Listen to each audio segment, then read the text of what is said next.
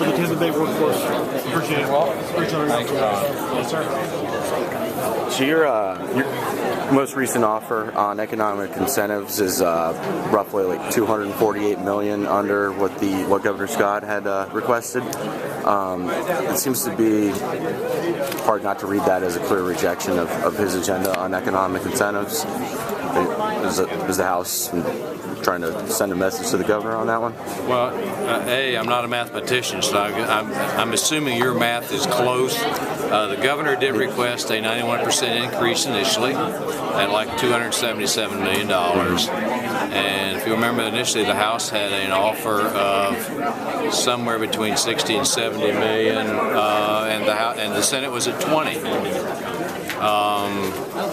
In an effort to try to get the conference off on a good start, we tried to compromise somewhere toward the Senate on our offer number one, and then the Senate came back with an offer that far exceeded our original offer, but using some funding capacity that I don't know that I have the authority to do. I don't believe I do, with some reversion.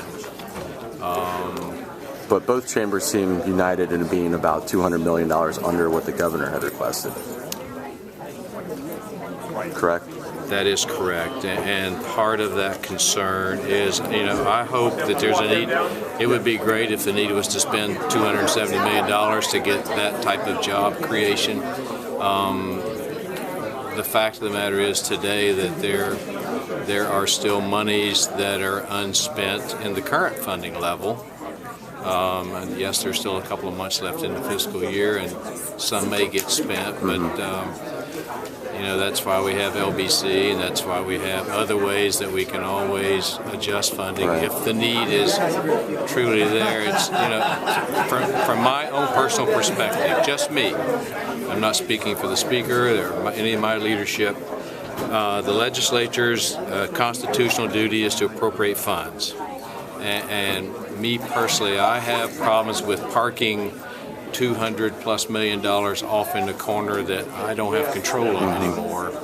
Just too much discretion for the executive. And now that money can be used without any legislative oversight, and I feel like that probably is tap dancing around my constitutional charge. So that's just I want to make it clear, that's just my feeling. Do you think the governor's doing a good job with the incentive funding that he has now? You said that there's still money left over and that we currently have. Do you think he's utilizing that money in creating the jobs, or do you think he could be doing a better job? We are creating. I think he's doing a good job. The unemployment rate is continuing to come down. It's down to 7.5%. Jobs are moving to Florida.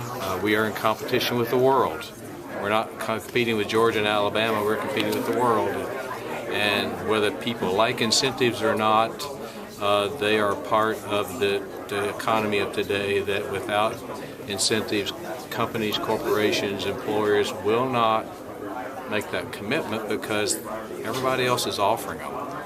Now, I can't imagine why anyone would want to live anywhere but Florida, but I don't get to make that decision. So we're not going to put the governor in a position, we have no plans to put him in a position to where there is not going to be an economic opportunity package out there that is something that they can use, and if we need to, and we're continuing to work on, I hate to say it's early because it's not, but it's early. This is not done yet, and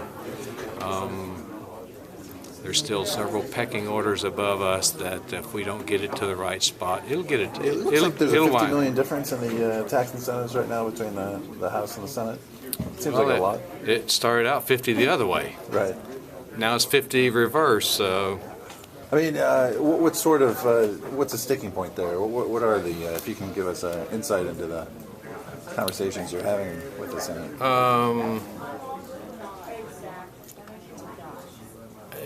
The biggest problem is not a problem. The biggest concern is from the House side is we want to make sure that any number we put out there is something we can do. And my allocation is my allocation. I can't adjust that allocation, whether it's using reversion money or anything else. I mean, I'm not entitled to do that. So So the concern is if you do the 50 million here, you'd have to sacrifice something else that the House has a higher priority on. This budget, when it's done and is sent to the governor, I believe will have a number in their incentive package that Enterprise Florida can live with, the DEO can live with, the legislature can live with, and I think the governor will be proud of. And the $2 million that is currently in the House budget, taking it out of the current budget, that's going to be put back in with Vala's concerns. To be determined. All right. Do you think That's why we have offers, and we have till Tuesday at 5 o'clock to make our final offers. So. Is this a possible bump issue, you think? I think whether it's shaded or not, anything in this document is a possible bump issue, but I would never perceive. I think that the House and Senate conferees will get this ironed out. We'll be fine. Thank you all. Thank you for your time.